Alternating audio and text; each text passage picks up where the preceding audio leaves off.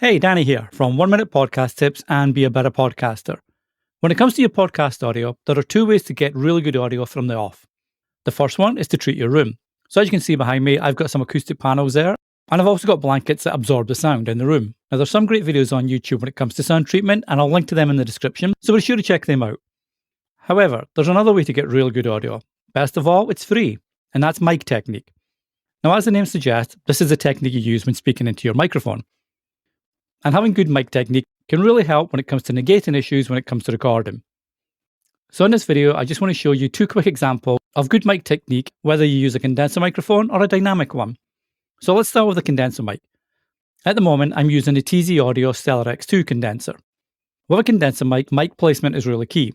And a way to do that is use the hang loose sign. So if you can get your thumb and your pinky and stretch them as far as possible from each other, that's a really good distance for a condenser microphone. Additionally, you want to be speaking across the mic. This really helps when it comes to plosives. Plosives are the harsh P and B sounds you get when someone's speaking too close to the microphone and directly into it. By speaking across the mic, you can reduce the effect of plosives in the microphone.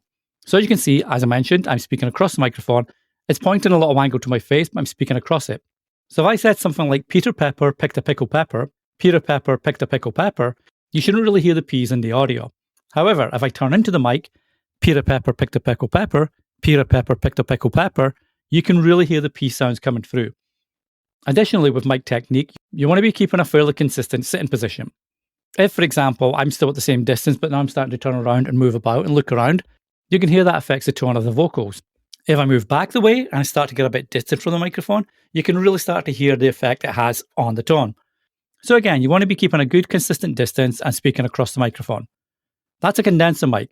Dynamic mics are a bit more forgiving, but they still have the issues. So let's check that out. Now with a dynamic mic, you do have to be a bit closer to the microphone because dynamic mics usually need a bit more power to run them. So you do need to get a little bit closer up to get that sound through.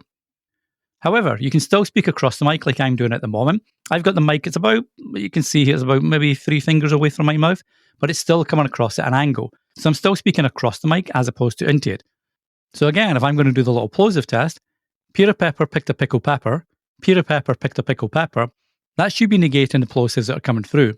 However, once again, if I speak into it, Peter Pepper picked a pickle pepper, Peter Pepper picked a pickle pepper, you'll start to hear the plosives being much more noticeable. Now, as I mentioned, dynamic mics are a bit more forgiving when it comes to placement, so you can go back a little bit and you can move around a little bit more, and although you will hear the volume change a bit, it doesn't impact the quality as much as it would on a condenser. So if you do like to move around a bit, a dynamic mic's probably going to be better for you.